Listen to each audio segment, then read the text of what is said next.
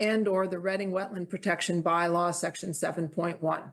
The applicant is proposing construction of a new single-family house, paved driveway, hardscape landscaping, deck, and site grading within the 100-foot buffer zone to a bordering vegetated wetland. The application and plans can be viewed during regular business hours at the Town Hall Conservation Office, 16 Lowell Street, Reading, Mass. 01867, and on the Conservation Division page under the project by year, Assessor's Map 33, Lot 92, DEP file number 270-0784.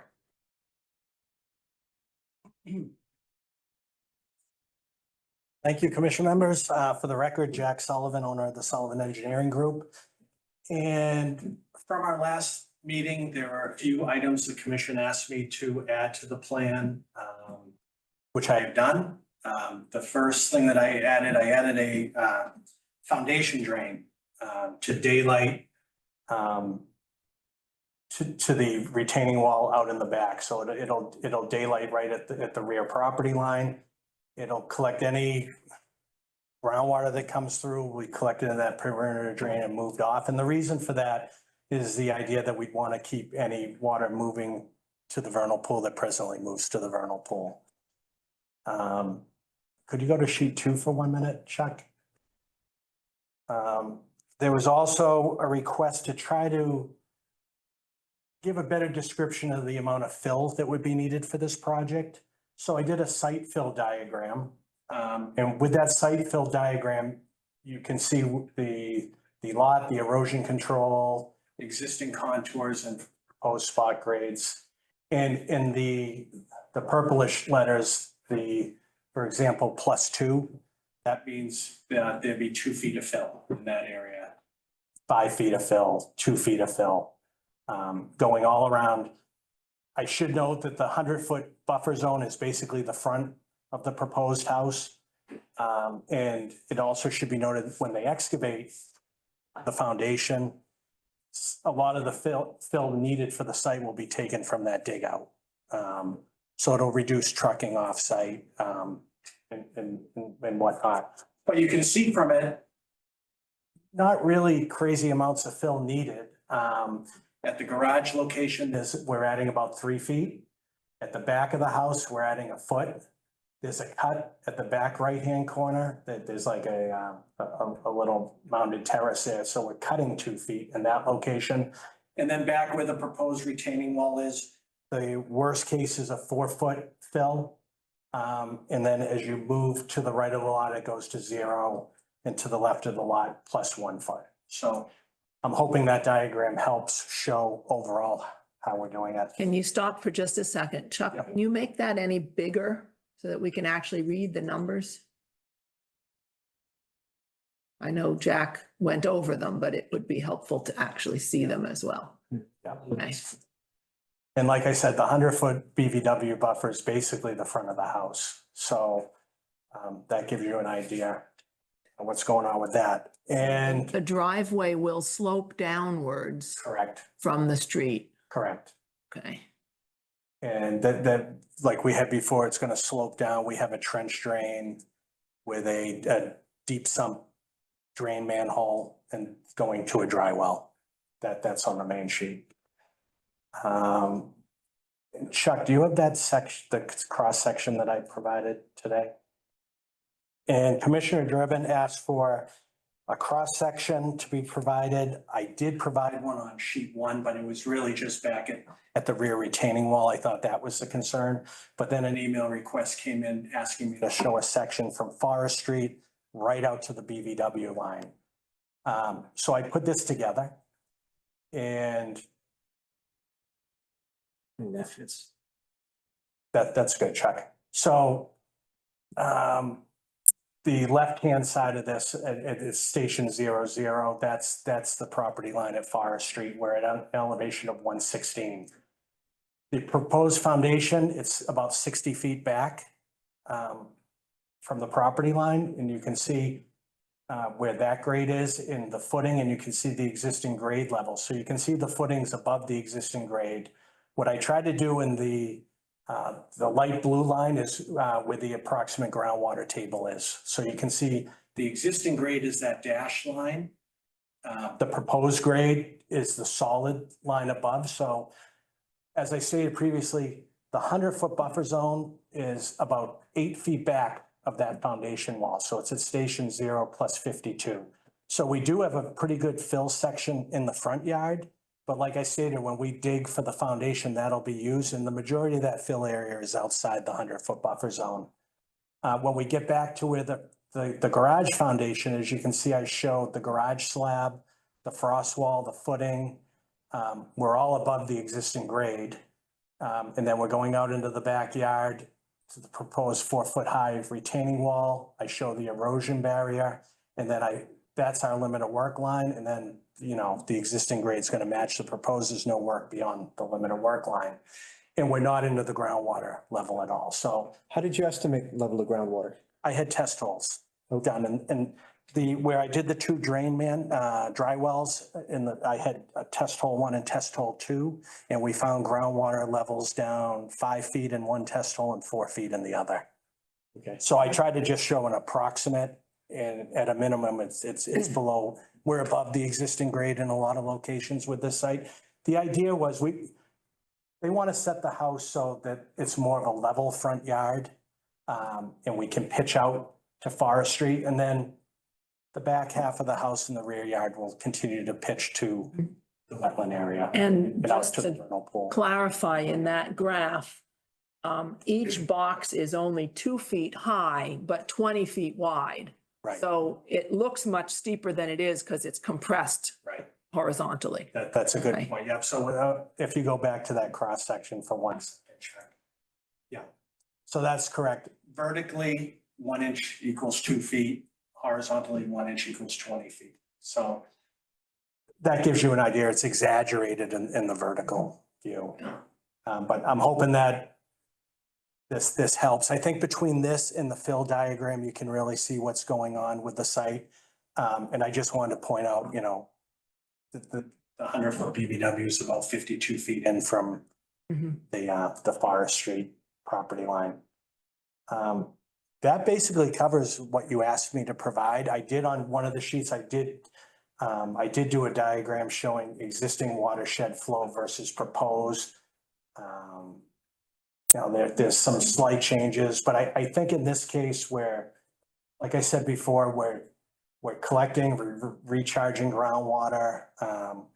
We're maintaining somewhat of the existing watershed flow characteristics.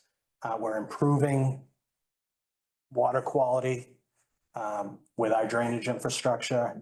And as we noted, we're giving that 15-foot wildlife corridor for this project. So I think we've offered a lot with that, the drainage mitigation. We're only taking out 8 trees. We did do a planting plan and 8 trees within the 100 within foot. the 100, Yeah. more outside the 100. Yeah. But I think I'll turn it over to the commission. I think I tried to cover everything you asked for, but I'm open for any questions you might have. Do we have any hands on Zoom? No hands on Zoom yet. Well, wait a minute. Let me actually pull the screen over. That may help.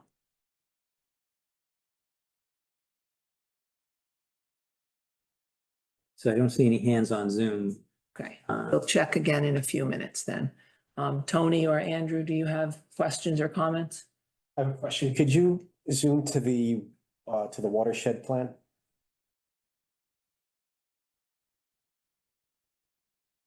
Scroll down to the bottom half.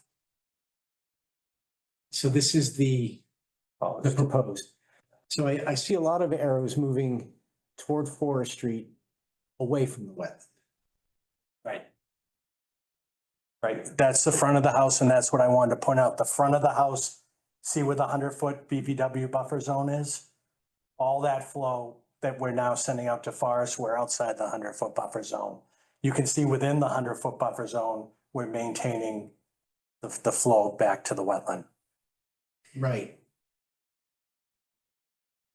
That's groundwater or that's Surface. infiltrating? That's surface water. Okay, So this whole watershed analysis was just surface flow. all right. You can see from the other cross-section I did, we're not impeding groundwater at all, because That's what we're I was mostly trying in to a resolve. fill. Okay, yeah, that makes sense. So I want to try to demonstrate the two differences, groundwater and surface water.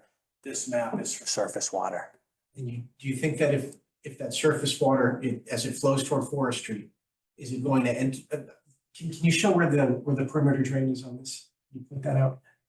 It follows the roof drain and it's gonna, yep, if where Chuck is now, it's gonna follow straight back off the dry well and exit right at the retaining wall. Okay. Yep, right through That there. right, that area is. Yeah, it's not on this plan, but it's on the site plan. See Walter? But it'll Got his hand exit. up? That's the low point of the site, so that's why I tried to bring it right to that point. And so from there, the water is gonna infiltrate and it'll eventually work its way back down toward the wetland, I presume, right? That's It's right. following. That's right. It's following the bedrock. Yeah. I think I heard, Walter has his hand up, is that right? Yep. Walter? Hi, sorry, struggling with a brand new computer, so excuse me. Yeah, what I would be interested in hearing further on, and this is appropriate, Chuck's message about this meeting also mentioned there were reports from different wildlife people, and I would be interested to hear those reports.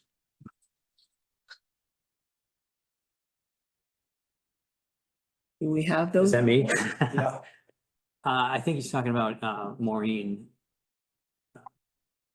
So Walter, you need to elaborate a little bit more because I think Maureen spoke at the last meeting, but I thought there was something from the Wildlife Commission of the state or something.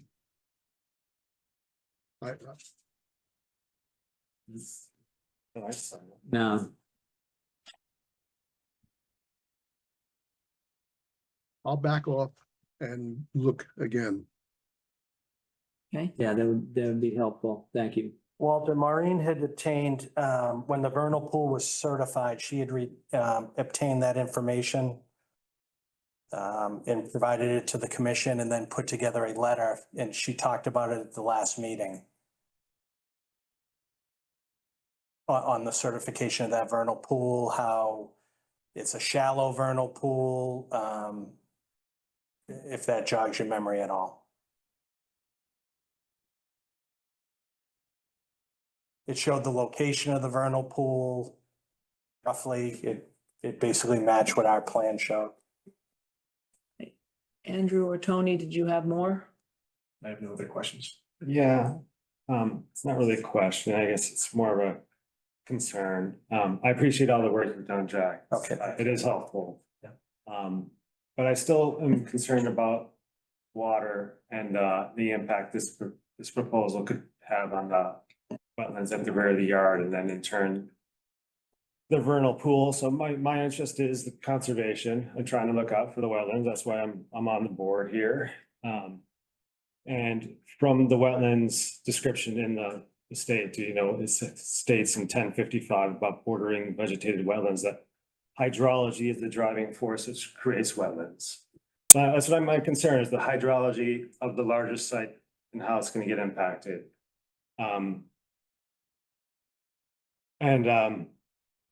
So this drawing in particular that you've done, where I'm not a hydrologist, but I see surface water being pushed away from the wetland. You're saying it's not in our jurisdiction, but given the unique site conditions that we're dealing with here with the steep slopes and the ravine that goes down to that, I am kind of concerned that this proposal will have an impact on the way those wetlands perform, the way they're working right now. And you've done a lot, but I still don't have, I don't know what I'm looking for, but I don't have proof that this isn't going to impact the wetlands. So I don't know how you can help me kind of feel through that, but even the outside, so they were saying that's beyond our zone, but that's clearly going to have an impact on the water flow. And in our own local code, we have the 2C4, which brings up activities outside the buffer zone, which is that will this more likely than unlikely alter the resource area? And I'm concerned that it's more likely than not that all of that fill in the front and pushing the water away. Again, I'm not a hydrologist, so I don't know, but that's going to impact the water flow to the wetlands. So I don't know if you could help me understand that, but. I can try. So like we talked about, we have surface flow and groundwater flow. We've already demonstrated we're not gonna impact any of the groundwater flow. So that groundwater This map here, through that map there, okay?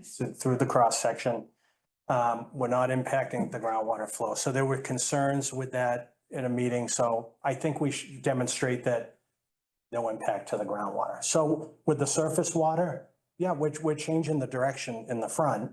But as I stated, it's outside the 100-foot buffer zone. It's a small section of the lot. If you break this into quadrants, like 20% of the water now will flow out to Forest Street that didn't flow out before. I'm not debating that. But we also have added drainage to this project. We're putting in, as I said, 2 dry wells. We're capturing roof runoff. We're collecting driveway runoff. We're providing pre-treatment. So we also have to look at water quality. So water quality coming off, we've provided mitigation to deal with the water quality. I think we've done that. And we meet all the setback requirements. We maintain the 25-foot no disturbance zone. We're outside your 35-foot no structure zone. So if we looked at this as just a typical notice of intent that comes into you when someone was going to do an addition,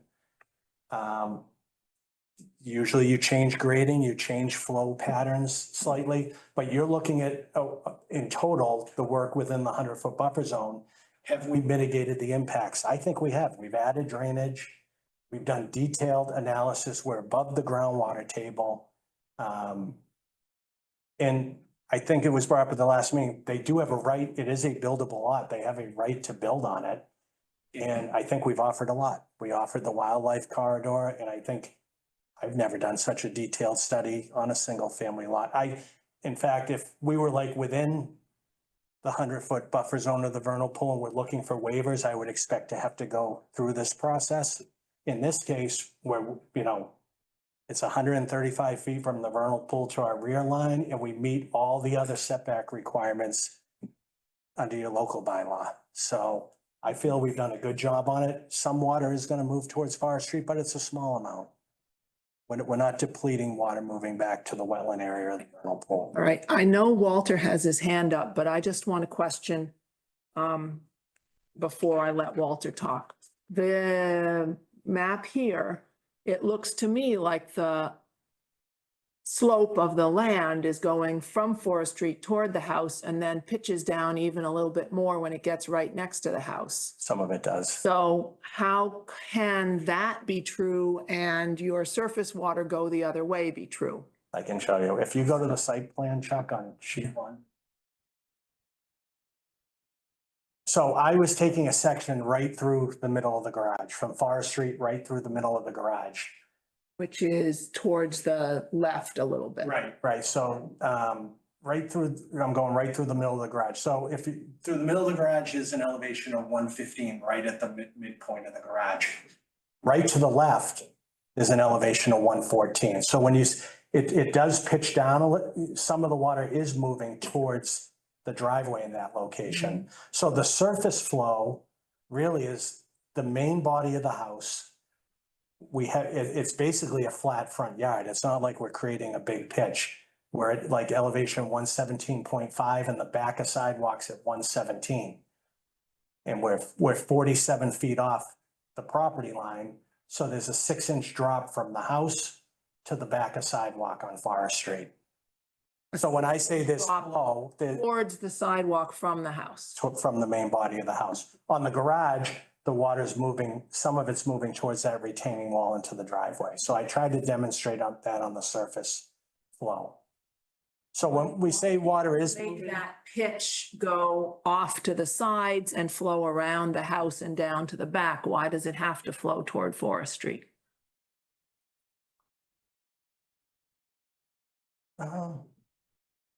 I guess I could create like a swale and try to bring it around to the back. Yeah, I'm just thinking But like I Now, said. if you're used to drinking a gallon of water a day and we take away 20% of your gallon of water, you're going to be pretty thirsty.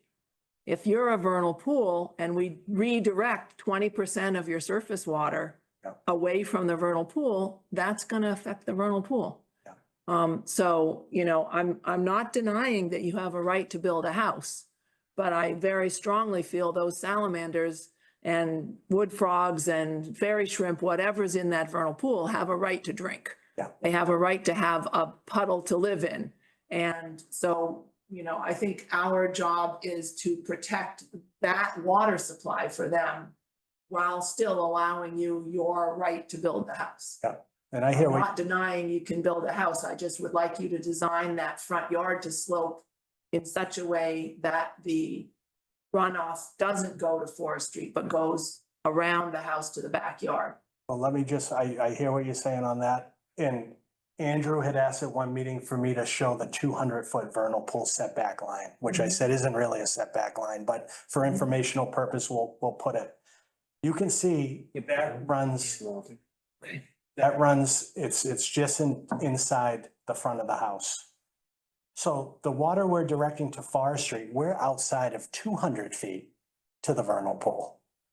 Mm-hmm. And where does your water come from that gets to your house? It comes from the Quabbin Reservoir. That's way over 200 feet. I know. Yet you still want to be able to drink. I know, I hear what you're saying, but I'm just saying we're far away from the vernal pool where the water is starting to move away. Yeah. Is there ways I could try to grade it and bring the water back? Yeah, I probably could. Okay, there, But it's, in doing that, what would end up happening is if down the line, someone buys this, all the work's outside the, if they decide to regrade their yard or do something, they wouldn't need a permit, they come in and do it.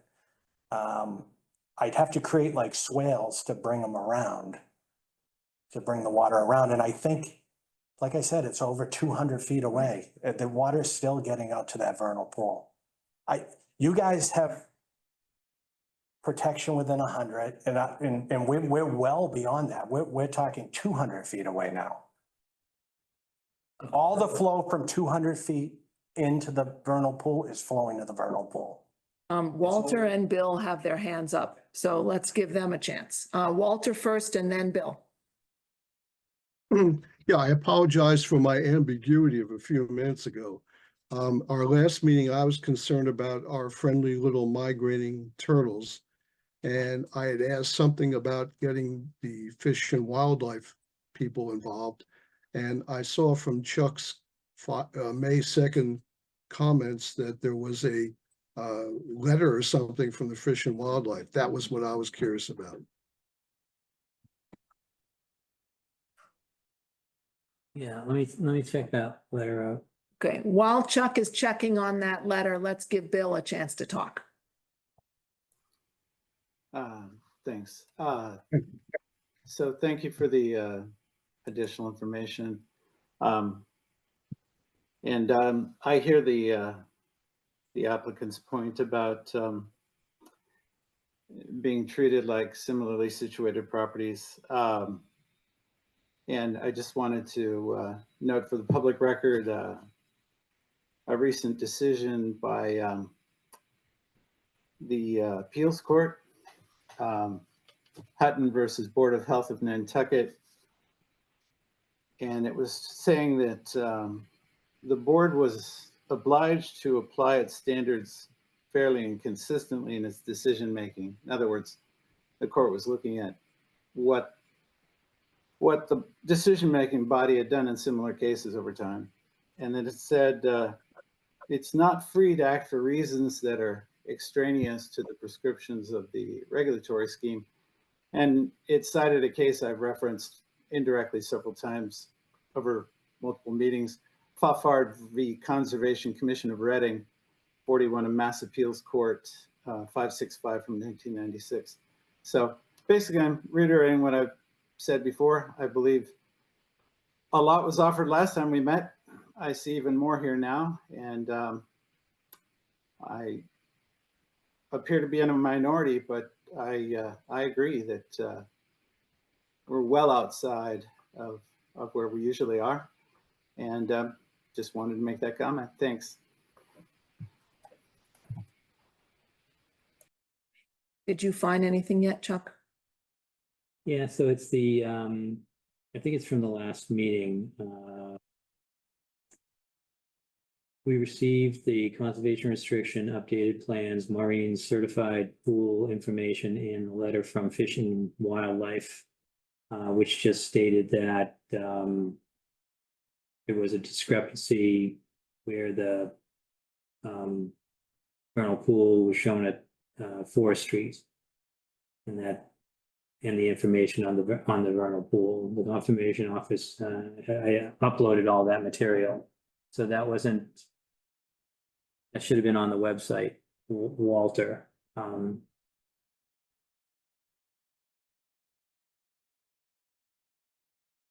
But it does pertain to the vernal pool, and just verifying that there is a vernal pool in the location that Maureen identified it on the plan. Okay. So anything else from Walter or Bill, or are you all set? So there was nothing about any animal life being affected one way or the other. Oh, no, this Fish and Game, that letter was only about where the location of the vernal pool was. I think you're thinking of priority habitat and takings, and that's not what this is about in this area. So there's no priority habitat on Forest Street. So there wouldn't be a taking. Okay, I'm good. All right. You have a question, Andy? No, I didn't get a chance to respond Okay. to Jack, Yeah. but, so yeah, I hear you and I understand a lot, but the one thing you're saying that I don't really agree with is the 25, 30 foot, those stated as kind of formulas that we do, but we're working with a performance standard. So the question is, are the wetlands going to be able to perform that the way that they're supposed to? And that's kind of our set rule that, you know, in most situations that's going to work, but this is not I've not seen a project come before me in my 3 years on the commission quite like this. I think it's unusual. And I was looking at the state laws and the general provisions to understand how this buffer zone works differently from others. And I think the potential, so I'm just quoting from 1053 and the state the CMR wetlands, mass wetlands, and the potential for adverse impacts to resource areas from work in the buffer zone may increase with the extent of the work and the proximity to the resource area. So obviously the extent, the size of the project, but specifically the issuing authority may consider the characteristics of the buffer zone, such as the presence of steep slopes that may increase the potential for adverse impacts on the resource areas. I think these questions that we're raising are completely within our jurisdiction. I'm not sure why, I'm not sure where I'm going inconsistent from other projects that I've seen come before this commission. I hear you, but the size, the extent of the single family home within the 100-foot jurisdiction is doing a lot to the existing water table, the hydraulic regimes and the soils. And then that steep slope that goes out, I know it's outside our buffer zone, but it just contributes to the same concern that I have. And your way of getting outside of that is just saying that's outside our jurisdiction, so that part doesn't matter. It's not really helping me get over the hurdle that I'm struggling with. I just wanted to point, the front of the house is a 100-foot buffer zone. So when we're talking about drainage in the front yard, it's well outside the buffer zone. And we talk about steepness of the site. We're at elevation 116 at the front of the lot, and we're at elevation 104 at the back. It's a 12-foot grade change. That's not, that's over, I think this lot's at least 100 feet deep, 120 feet deep. It's like a 8 or 10% slope. It's not super slope steep. Like I have sites 20, 30% slopes. I think that's what they're talking about, steep sloping sites. So if you had a 20 or 30 foot grade drop in 30 feet and then going into a buffer, but in this case, it's an 8 or 9% grade across the site. And I think we've done a good job balancing it. All right. So I think we've offered a tremendous amount of mitigation, and I think we're, with the plantings, with the drainage, the wildlife corridor, I honestly feel you're getting more than you have ever before. I have one more question. Okay. Bill's Yeah, got his hand up. Bill's got his hand up. All right. I'll let Bill go and then I'll get to my question. Bill. Sure, just a brief comment. Everything else said notwithstanding, I just want to say to the applicant, if you have to go ask the state for a superseding order of conditions, at least on my understanding of the law, I think you've got a great case. I'll leave it at that. And before you start, Jack, would you like me to put up a topo map of all of Forest Street? So you can see like what's it stopping at the front of the house, what's coming in everywhere else? All right, I'll grab that. Well, If it helps the commission, sure. yeah.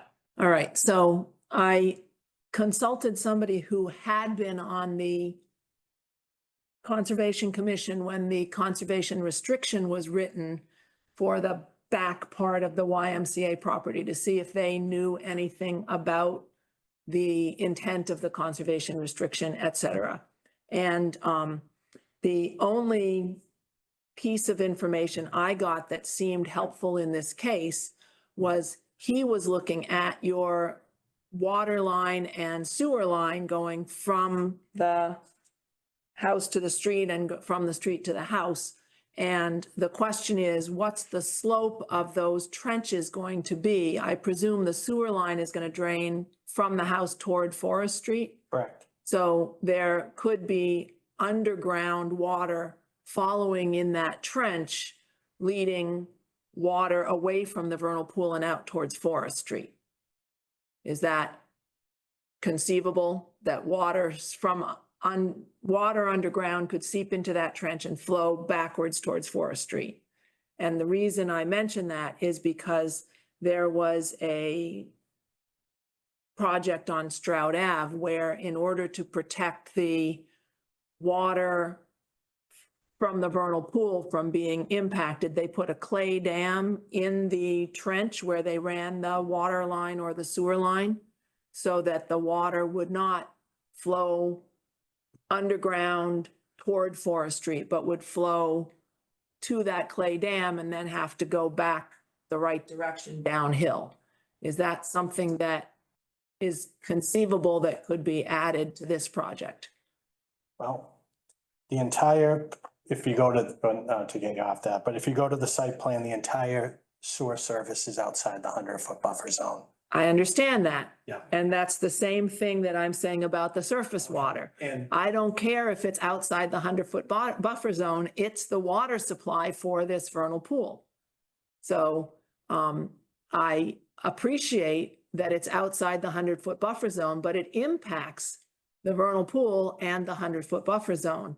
So if you could build a house and keep their water supply, then we'd all be happy. And I don't think asking you to reslope the lawn so that the water does not flow into Forest Street, but flows back away from Forest Street, and to make sure that the sewer line does not steal water from the vernal pool is a lot to ask. I appreciate that you have contributed a lot. Yep. But those two minor tweaks, we might be able to come to an agreement. okay, on the sewer, you're right, you put a sewer pipe out at a 2% slope from the house out to the street. It's usually bedded in 6 inches or a foot of crushed stone. Water can follow that stone. We're above the water table. Mhm. So we're not gonna be picking up groundwater from that sewer line. If the commission feels that we need to reslope the lot, I can change the grading. Usually you don't want to bring water back towards a foundation. Understood. We'd be doing that. Well, could it flow off to the right or off? Well, it can't flow off to the left because there's a garage there. It could And it- flow off to the right. Could it flow We're off to the creating a right? swale there now to keep the wildlife corridor. I wanted water to stay in, Mhm. and not go towards the abutting property as well. Yeah. Um, So could that lawn have just a tiny pitch away from Forest Street and off to the right into that swale so that the water in the front yard is flowing off to the right and back around the house down the swale Yep. to get to the vernal pool. I just looked at my builder and he said yes. You're okay with that? If we could put on it as a condition, so I don't have to go through drawing fairly simple plan. Yeah, I think that could be made as a condition. And I could also, if you just make it very comfortable, I could put the dam. Particularly big deal to make that a condition. Okay. Those both would make me feel better about the water going the direction toward the vernal pool. Despite being outside the 100-foot, I would be very grateful to know that we're directing as much water back to the back of the property as we can. Mr. Goodman, was that satisfactory to you as well? My understanding of the water flow is a little different than Martha's. I'm not sure that would meet my particular expectation, but I appreciate it. Thank you. Thank you. Okay, and I think somebody on Zoom had their hand up, is that right? Bill, do you still have something? Or did I let Bill go first and then I spoke after? Okay, nobody has their hands up. Tom Flynn, so if the Yeah, commission's okay. finished. Well, commission's finished, but we haven't given Chuck a turn. And then we need to do public comment. Oh, yeah, I had a question, Jack, about where the test pits were, so I'll bring up that slide again. At least is it shown here? Yeah. So, That's the symbol, you're on it. yeah, and then you have one over here. Yeah. I was wondering on this other,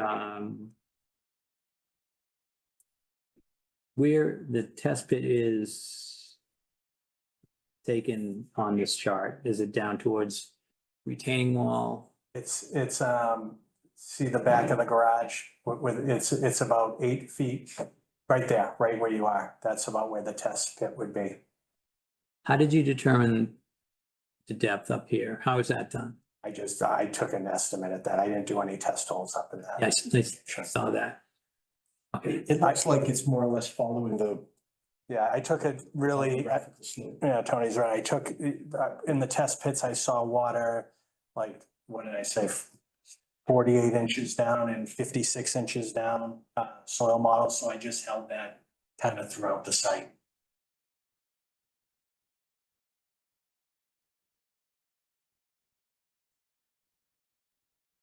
that was my only question. That was your only question? Okay. It's time for comments from the general public. And I think Tom Finn has his hand up. You can unmute. Yep, okay. I have a couple of questions. Number one, at one of the meetings, it was brought up about, I believe the chairwoman brought up the fact about getting a hydrologist to come in and look at this. The water that is showing, and I believe the chairwoman even said it, at number 61, right in that area between the property line and number 61, there is water right there that is showing movement, is from what she had said. And if you go digging a foundation where they're digging it and going to put a house, who's to say they're not going to disrupt the flow of that water with the depth that they have to go for the foundation, that they're not going to dig into that water and disturb it from feeding down back? And the other thing about sloping the water out to Forest Street, we've never had a water problem on Forest Street in all the years that I've lived here. And we're going to start having one now by letting the water come out here.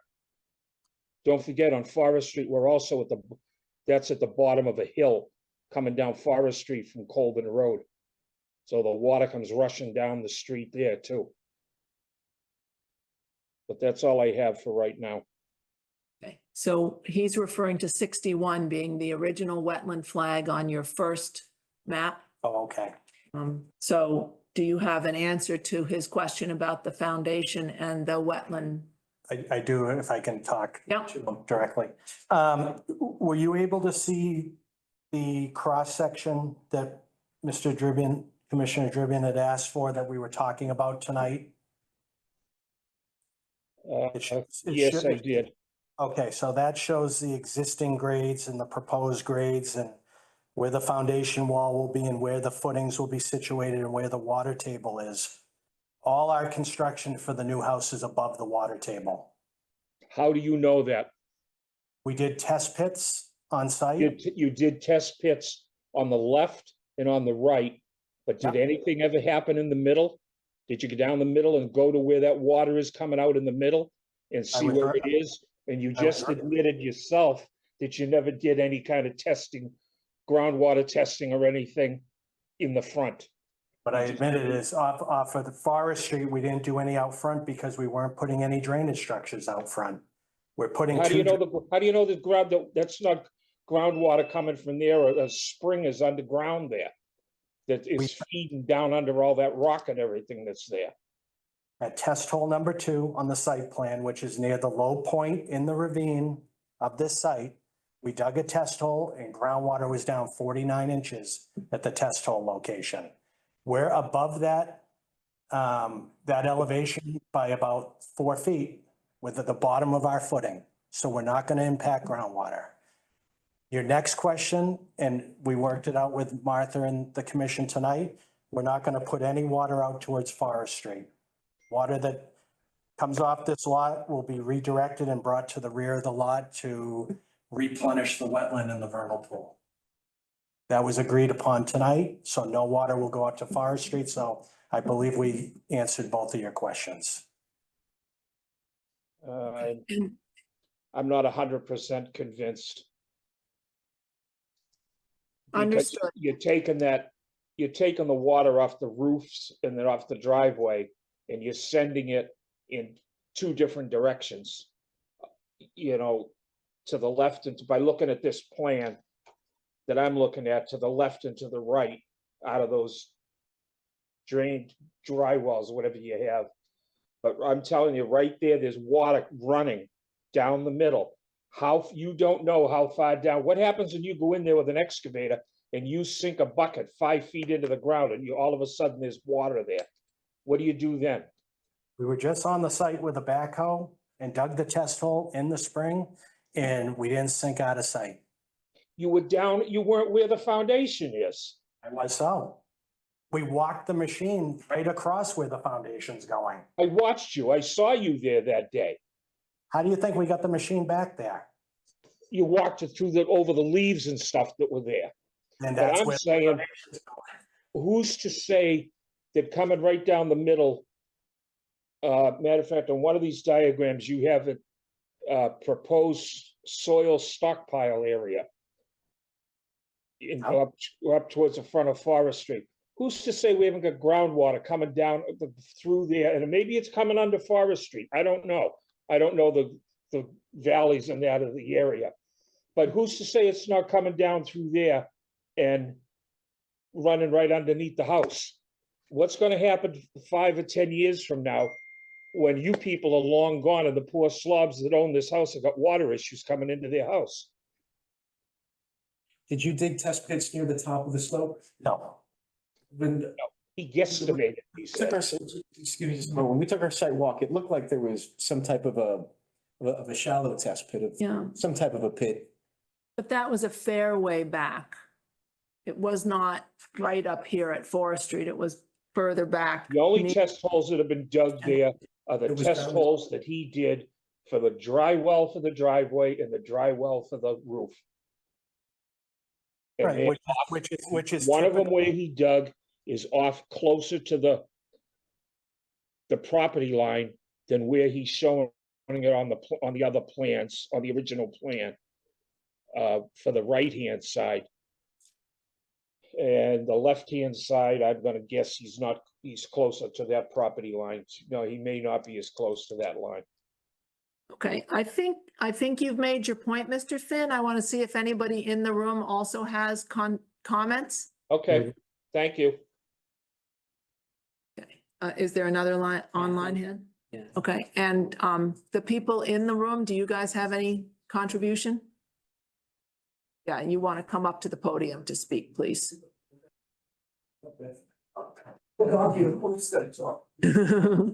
Well, one of you needs to talk if you're going to. Thank you. And name and address, please. Patricia Takash, 111 Forest Street, right across. I actually wanted to express our appreciation to the commission for listening to our concerns, advocating for them, responding with interest and information to our emails. We have lived across from this parcel for 43 years and have done a lot of custodial work on it, as you can imagine. We've pretty invested. We've picked up thousands of cans and bottles. We've the rubbish from Dunkin' Donuts and McDonald's, all of that. So you're getting improved situation, I guess. We also have spent the whole 43 years knowing that Forest Street is incredibly busy, as you know. Walkers, joggers, track teams, bicyclists. And so we have always raked the leaves off the sidewalk, shoveled the snow, removed the dirt and sand. We've tried to be good stewards to this property, and we realize that you are all trying to be good stewards too. I think Mrs. Moore and Mr. Driven and all, we hear your thoughts about the pitch on the lawn, and it makes no sense that if the lawn is pitched to Forest Street, it's not gonna help the vernal pool. So if there is a way for the team working on it to get this, that the water goes back to the vernal pool, I think that would be the most wonderful thing that could happen. Okay? It's been a lot of time and effort invested in this property, and our stewardship is ending, and we're passing it on to you, and we would like you to be good stewards of the property too. It's a very peaceful little parcel that's gonna undergo an awful lot of change. And we want the change not to harm anything. You're gonna make some I hope so. We've been in Reading a long time, and there's a reason for it. It's a town with nice neighbors, and it's a town that has very committed and knowledgeable citizens that volunteer to be citizen soldiers and protect the green space in town. It's important. So we're counting on you to do that too. Thank you so much. Okay, and we have somebody online? Kathy, yeah. Kathy, if you'd like to unmute yourself, sure. Introduce yourself for the record. Okay, Kathy McGlathry. I live at 104 Forest Street, just down the street from this. Like the previous speaker, I wanted to thank the commission for their diligence and for advocating for the wetland. It's a really important resource, and I appreciate the hard questions they've asked.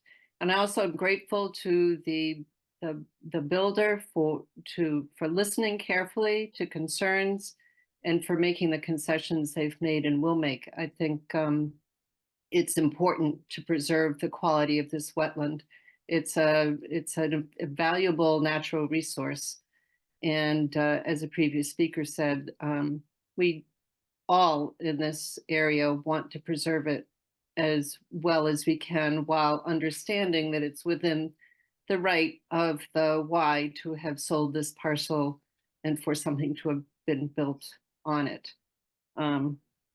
I also wanted to just briefly say that last week someone, Maureen, I think it was, said that she didn't find any wildlife in the vernal pool.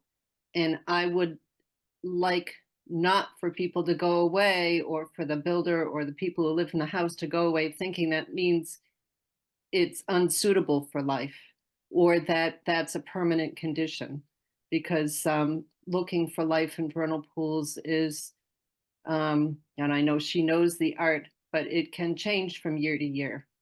And, you know, we don't know without looking at it for several years what the condition of that pool really is. So I would just like people to feel like they're stewards, like the people in the neighborhood do. And we're looking forward to some new neighbors. But thank you most to the commission for doing what you do. Thank you, Kathy. You're welcome. Okay, any further comments? Jack, do you have anything else you wanted to say? No, I have nothing else to say. If there's any other questions, we were hoping to close tonight. And put this hopefully to a vote and Okay, forward. all right. Do you have anything else, Chuck, I don't, but we'll go over the conditions after. after we vote to close? And we don't have Brian here to make all the motions, so somebody else is gonna have to make the motion to close. I move to close the hearing for 04 Street. Notice of application, notice of intent. Second, Anybody willing to second it? I'll second the motion. thank you. Bill McKenzie in favor. Walter Talbot abstains. Hunter Rotalakis in favor. Andrew Driven, not in favor. Arthur Moore in favor. Okay, so that's 1, 2, 3 in favor, 1 abstain, and 1 against. Is that enough to pass? Or do we need 4 to pass? Yeah, even if you tie, it wouldn't be a pass. Okay, so it sounds like we can't close tonight. Yeah. What? So That's a majority, it's 305. Bill, do you, You need a majority of the quorum according to the regs. What am I missing? I've gone over this with the town clerk and she's told me that it's a majority of the commission. Okay, I'm going to state for the record that we have a person who has been on commission rolls as a commissioner for over a year and has not been present. I have stated my concerns. They were conveyed to the select board and nothing has been done.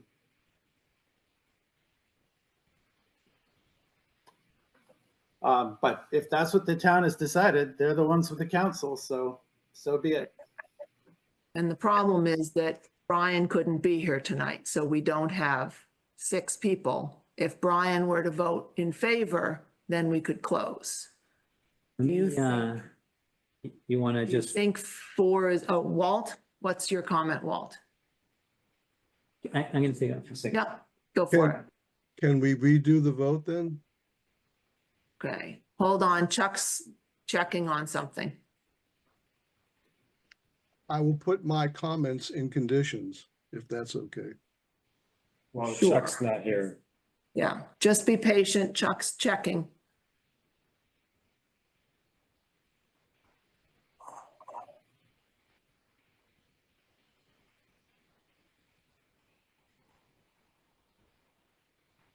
Believe it or not, I've never had this situation in the number of years I've been on the commission. I haven't either, so I'm learning as we go. Had it with planning boards. Did you get an answer? No, but just give it a few minutes. Okay, and Walt suggested we might try running the vote one more time. Okay. Is that something that we are allowed to do? Before we do, can I just make my question specific? So Sure. I'm reading from the regulations 10.052, actions by Conservation Commission. A particular action, except receipt of a request or notice, is to be taken by a Conservation Commission. That action is to be taken by more than half the members present at a meeting of at least a quorum. A quorum is defined as a majority of the members then in office. That is why I think for 10.052 that we do have enough for this vote. Chuck has said the town feels differently. That can't be settled tonight, but I'd like the town to explain why I am misinterpreting 10.052. Mhm. I think the language is plain. So I was able to text the clerk, the town clerk, Lord Jim.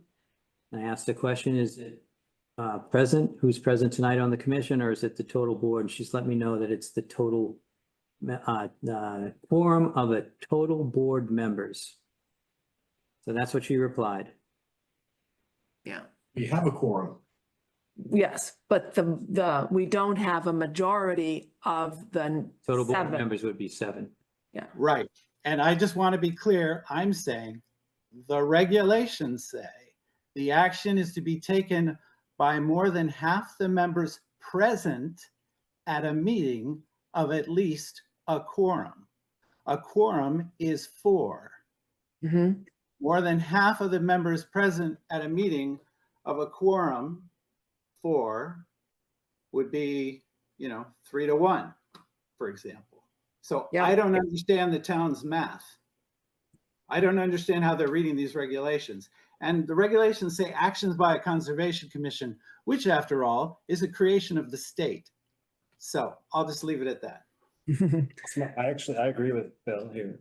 I don't think we have a answer by time. Right. Maybe Walt can. Yeah, I don't know what their reasoning is. It's come up before in the past, and I've seen it on the MACC forum also for other towns. Yeah. And so there's other things that we abide by that are town policy or town regulations. And this was just something else, but it actually has never come up like this before. I think we can solve it tonight. I'm sure, I heard that Walter wanted to request another, for another motion. And we can take as many motions as we feel like, so. All right. So can I ask somebody to make a motion for perhaps re-voting this motion? Is there somebody who's willing to do that?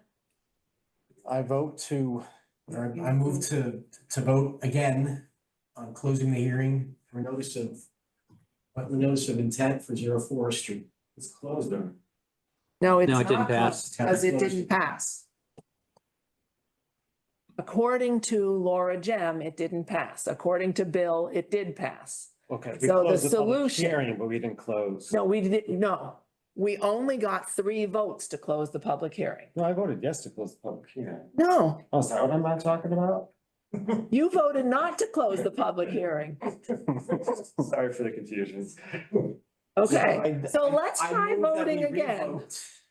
Let's try voting again and make sure everybody knows that what we're voting on is to close the public hearing. And even though I think Bill is right, it would make life a lot easier if we had 4 votes in favor of closing the hearing. So do we have a second to try to close this hearing tonight? I will second Okay. Tony's vote for a revote. Andy is seconding the second motion to close the hearing. Okay, Bill, Bill McKenna in favor? Walt, Walter Talbot's in favor. Tony Rotalakis in favor. Andrew, you've been in favor of closing the public hearing. Martha Moore in favor. Okay, 5-0-0, we have closed the public hearing. I'm wondering if we might be better off doing the conditions and issuing the notice of intent next time on May 22nd, when we will actually have 6 of our 7 members present. And then we might be less likely to find ourselves in a awkward situation. And we also might be able to get a final answer from Laura Gem, why she insists it has to be 4, and Bill, reading the law, says it only has to be 3. So one of the commission members needs to make a motion and you have to react to that, not, it's not your hopes. Right, I'm just suggesting that to the commission and also making sure you guys hear my thoughts as to why we might want to now that we've closed, discuss our conditions at our next meeting. So do we have a motion one way or the other? This happened a few weeks ago where we closed a hearing and then we, Can certainly make a motion and find out what happens, because that's not going to compel us to deny. You're gonna have, you could just I just want to make sure 21 that, days and you could. make sure yeah. that we're being consistent, because there were several meetings ago, there was actually, I think it was with, Main Street. yeah, where we closed the hearing. And then we waited 2 weeks to issue. I don't recall the vote to issue a notice of intent at that point. We closed and issued 87 Walkersburg Drive.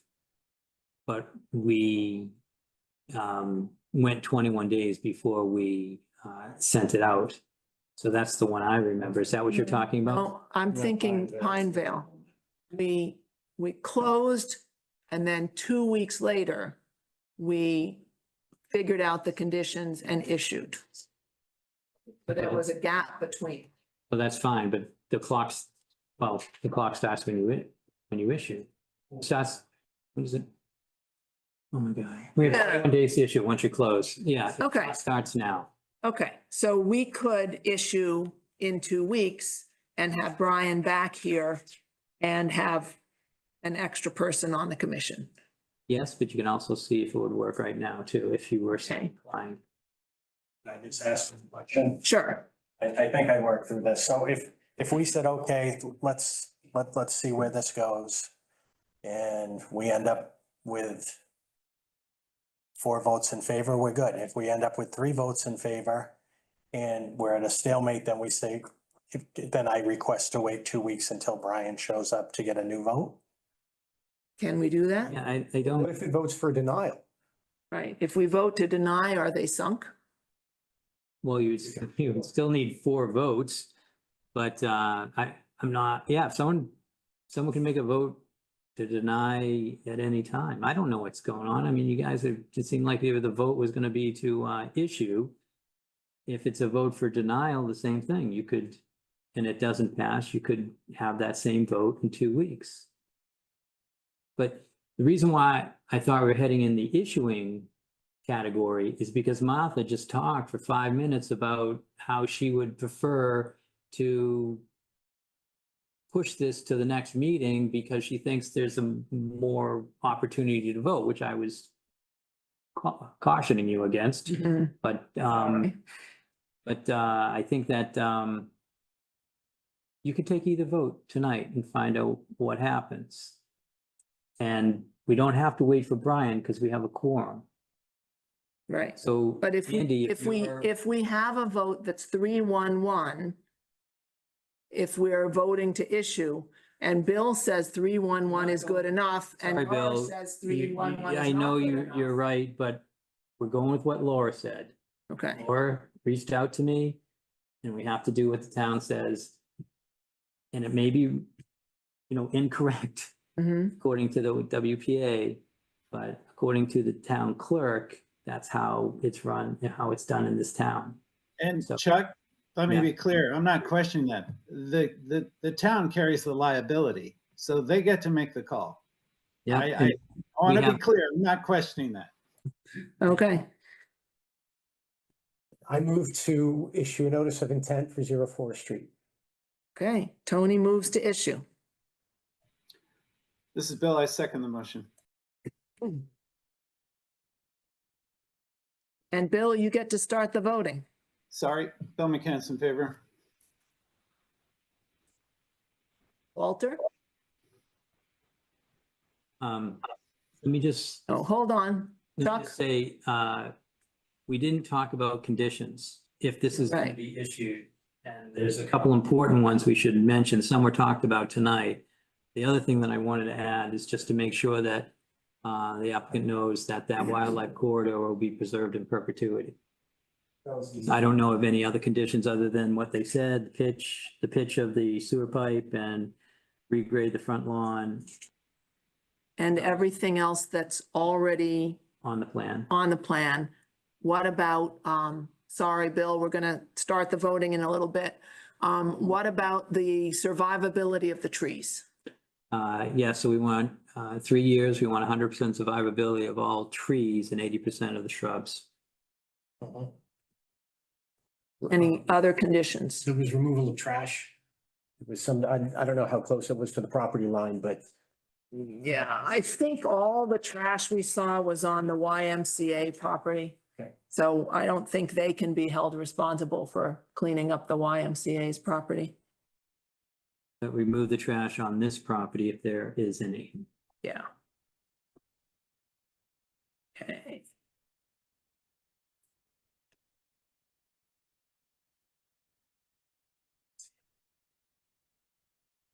Walter Tablet, has he seen that? But Yeah, my condition would be maintaining the integrity of that wildlife passage and monitoring it. Mhm.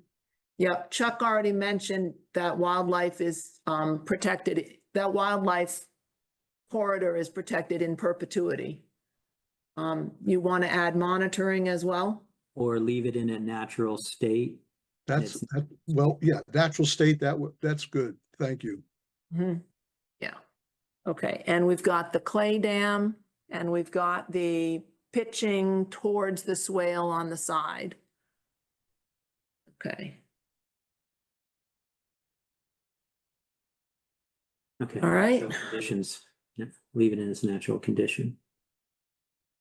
may I add wildlife friendly lighting? Oh, sure. Does that make sense to you, Jack? You've heard that from Tony before. You know what we're talking about? Yeah. Okay, Yeah, especially in the back. true. Alrighty. Any others? All right, so we've had a motion to issue by Tony, a second by Bill. Let's start the voting over with Bill. Bill McCants in favor? Walter Talbot's in favor. Tony Rotalakis in favor. I'm Andrew Gibbon, not in favor. Okay, and Martha Moore in favor. So we have 4 in favor, Andrew against, no abstentions. Okay, Okay, okay, so you got it. Thank you. Thank you, folks. Yeah, thank you for Appreciate being it. with us. so just to let you know, I've been running close to 21 days to issue it. I'll try to do my best to get this out quickly. That's where I've been, so I may need it all. Thanks. Thank you. Okay, thank you very much. Well, nice to see you. Thank you. Okay. So we won't be talking about violations tonight because Brian's not here. And let's see if I can just. So. The next thing that we would talk about is the Bear Meadow land use discussion is continued already to May 22nd. So anything exciting happening at the DPW meeting on yesterday that I was unable to make? Yeah, no. Apologize for not showing up. So when you let me know that you were not going to the DPW meeting, I ended up not going myself and letting them know and saying that we'll pick it up again at the next meeting. Okay, I think it's more valuable discussion when we have more than just one person with the 5 they bring. yeah, I apologize for not noticing I had double booked. So, yeah, not a problem. And moving down to bills, there are no bills at this moment, but what I would like to do is find out if anyone wants to, and it's usually Brian that helps me out with this kind of stuff, so it could be Brian. I just want to get a list or verify the list first with the commissioner to spend the rest of the budget. There's not too much left. And then maybe just go over some of the ARPA funds because we want to start ordering that stuff. So I don't know if anyone here wants to be part of that discussion. or I'll just do it with Brian when he gets back. Any interest? Okay, we'll bring it to the commission for approval, but fine. Nominate Brian.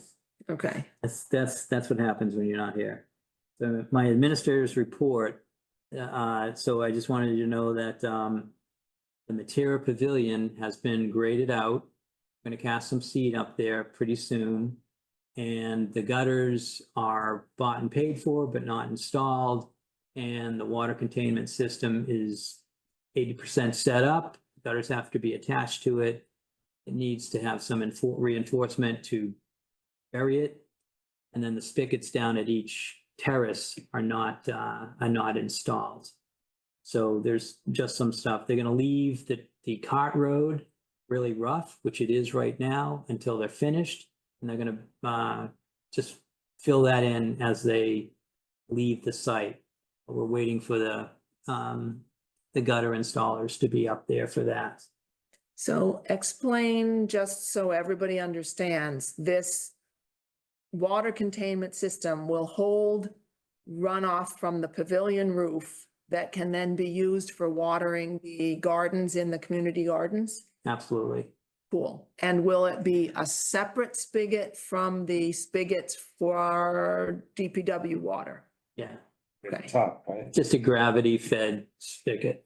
Okay, And if that doesn't work, which some people don't believe it's gonna work, I'm not one of them, but someone was doing math on the situation and I was like, well, whatever, it seems like it's gonna work from just like Kentucky windage, you know? But we're gonna have a pump to prime it. So we've looked into this, and so it's going to work one way or the other, whether people have to pump out their water or just turn on the faucet.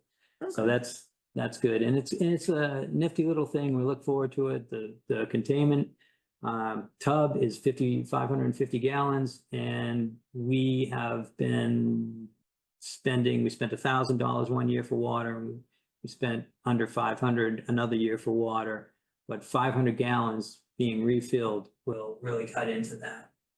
So, so that's great. And then I wanted to, here we go. And then I wanted to let people know that Matt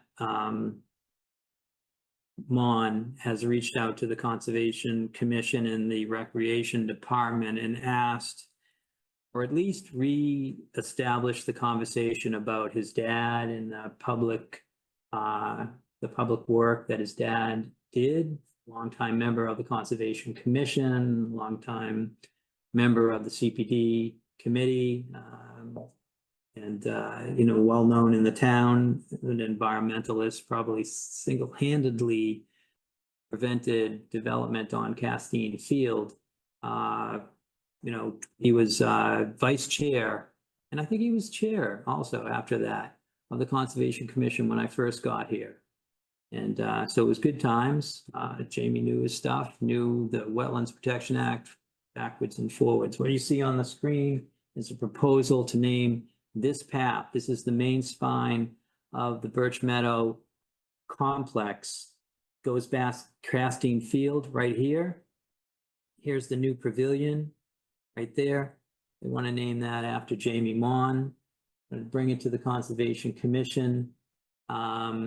I don't know what authority we have on Recreation Department land, but Jamie was, you know, brother of the Conservation Commission, longtime member, and it would be good to know that you support that effort and support naming this path. And the plan would be, we have this path here, and eventually we may have a path around Castine Field, which might be more appropriate for Jamie. So we would include that in the path. So it would all be named Jamie Mon Memorial Path or something to that effect. I think the details are not ironed out yet. So given that, would someone want to make a motion? I think a motion would be appropriate if you agree that the commission supports this idea of a memorial path, you know, at Birch Meadow in the Birch Meadow Complex, provided that the select board and the recreation committee also agree. Can we have a chance to discuss for a minute first? Sure thing. Okay. Question. Would the pavilion be included in that, or is the pavilion up for separate naming another opportunity? It's not about other names. Yeah, I don't know what's gonna happen. I know that this path's available. Okay, all right. So we're only naming the path, not naming the pavilion. Yeah, and football field's out also. Right. Okay, and last name again? Jamie Mon. MAUHAN. He was on the commission at the time that the conservation restriction we just discussed was written, because his name was on there. And he passed away a few years ago. And he was also the one, when they were doing the Birch Meadow Master Plan and were proposing making a playing field out of Castine Field, he was the one who pointed out that that actually is a wetland and should not be turned into a playing field. Yeah, I was losing traction in that conversation, and I reached out to Jamie and I asked him to become part of that group and to come to each meeting. And I think the two of us, mostly Jamie, just prevented, well, what ended up happening is we got that field delineated. So now it's officially wetland. Right, and it was in the original agreement to build the high school in the 70s, when they made the rest of that, it was supposed to be a wetland because they were taking away wetland from elsewhere, so that was the protected wetland, but it was then delineated in 2020 or 2021. Yeah, okay. Any other questions or comments? No, I'm not familiar with them, but I like the idea of that. Okay. All right, so can we have a motion to support naming the path that is the major spine, Main spine, yeah. main spine, naming the path after Jamie Mon?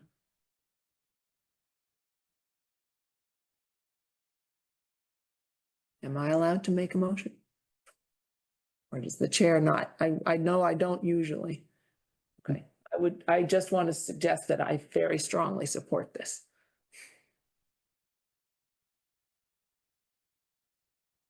Anybody interested in making a motion?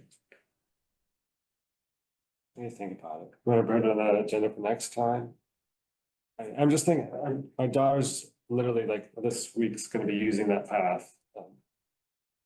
I know it's more just a name and symbolic, but I think in the actual use of it, is that the best name for that path in terms of telling my child to go, I'll meet you on the Jamie Vaughn Memorial Path. I like the idea, and I'm not sure that's what people actually have to call it, but maybe to sit on that. Okay. Do we have time to come back to it next time? Absolutely. Okay, now we've presented it to the commission. People can do a little research, learn about Jamie Mon. Come back to it later. Sure. Okay. Okay, Friends and Family Day, we have Brian Bowe, who's gonna be part of that. I think it's between 9 and 3, 10 and 3, maybe. And it's on June 8th. Just wanted to mention that again. And Anybody usually we else is show up. interested? Yeah, we'll take a list of people that want to be part of that at our next meeting. And yeah, typically just a few people are needed because you stay all day if possible. But 2-hour segments would be great if we had a few people. It's set up by the DPW, and I think breaking down just means grabbing our stuff and putting it in your car and getting it back to the town hall. Do we still have plenty of lizard stickers? And you got some stuff from Britta at the fall conference that you can bring, Yeah, a bunch of handouts and stuff. So we don't really need to worry about handouts.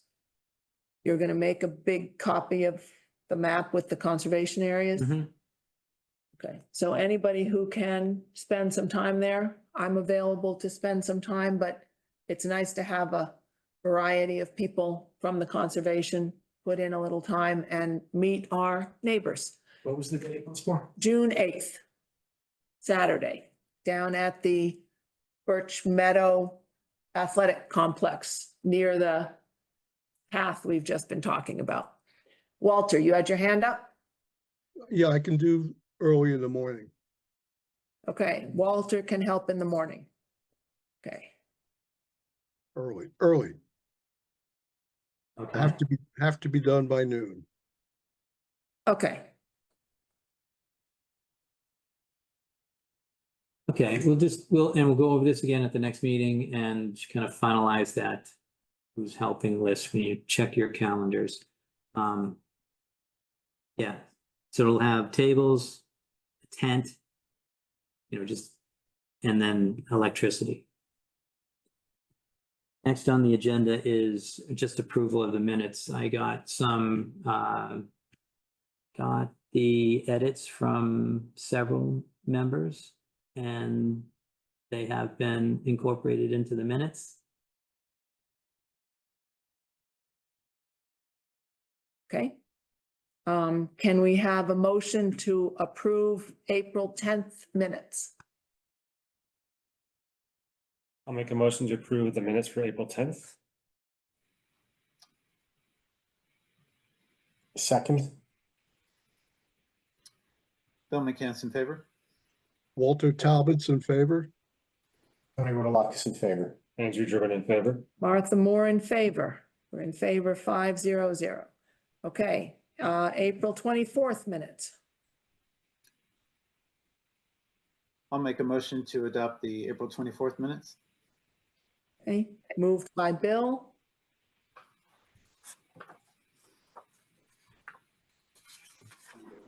This is Andrew. I'll second that. Andrew seconded, Bill McCants in favor?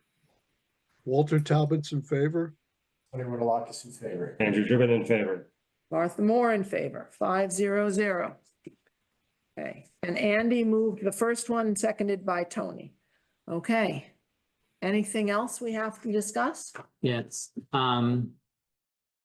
unfortunately, we're gonna lose our minutes person. This is the last meeting that they'll be doing the minutes. We'll be back to doing the minutes ourselves. I'm going to volunteer Martha Moore to do every two, then Brian will do one, then Martha will do two more. And then I'll do one. You think If you want so? to motion something else, it's fine with me. But I think we're back to me, you and Brian doing the minutes. All right. Unless Just anybody else wants to volunteer. to fair take a warning. turn. What Okay, happened to our minutes person? They got a job with BJ's. And it's gonna take up all their time. so Appreciate it. they are doing this one, Yep, but they will not be able to do May 22nd. right.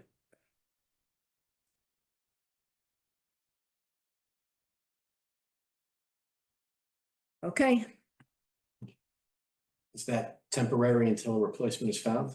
That was luck that we got this person. We're actually waiting for a staff person now. So it'll be a while. okay. All right. Oh, I do have one more thing.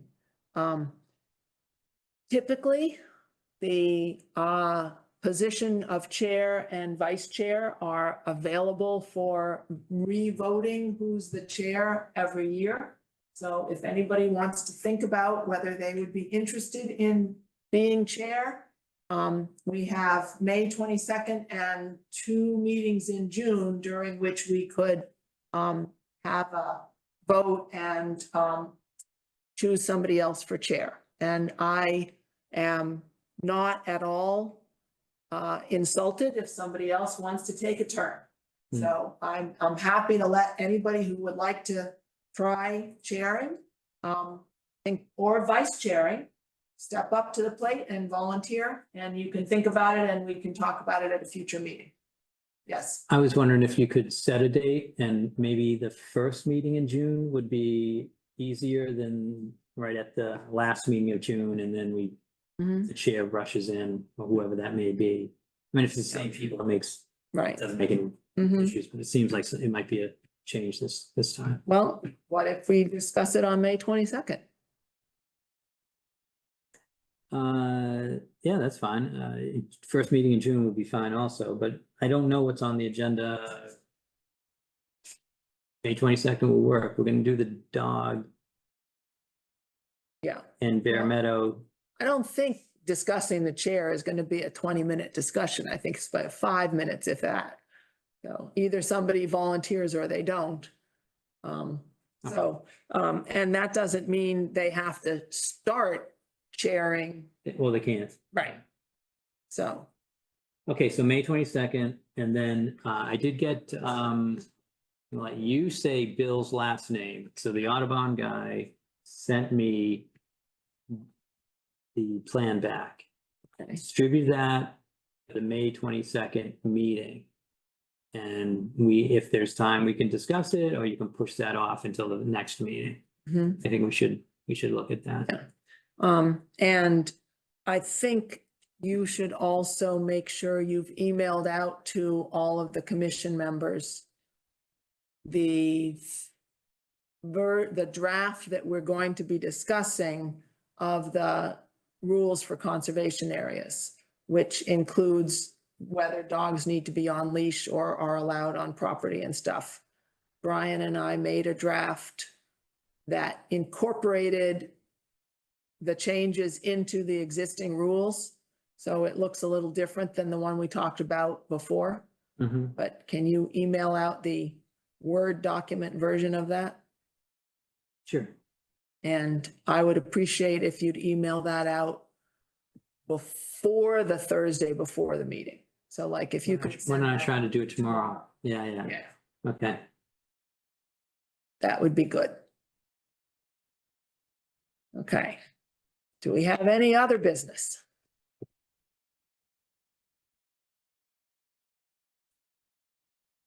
And you're gonna send us the thing from Bill from Mass Audubon. I think his last name is Geisentanner, I believe, but you're gonna send that out to us ASAP as well? You say you already have it back? Yeah. I Because that's a big document to look through, so it would be good to get that emailed out to us We tomorrow. talked about half of it, but We did, but the question is, what changes did he make so that okay. we see whether he made the changes we were suggesting? We talked about half, but I gave comments to him on all of it.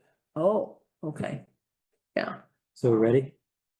okay, that would be good to see it again quickly. And a lot of my comments align with the big picture critique that we had made. Good. Okay. All right, so move to close. Does somebody want to move to close? Motion to adjourn. I'll second that. All in favor? All right. We have adjourned at 8:36. I My didn't God. notice what time we started, sorry. Unanimous. Unanimous adjourning at 8:36. And we've Okay. already lost Bill. Have we turned off the recording and RCTV? No. No? All right, I'm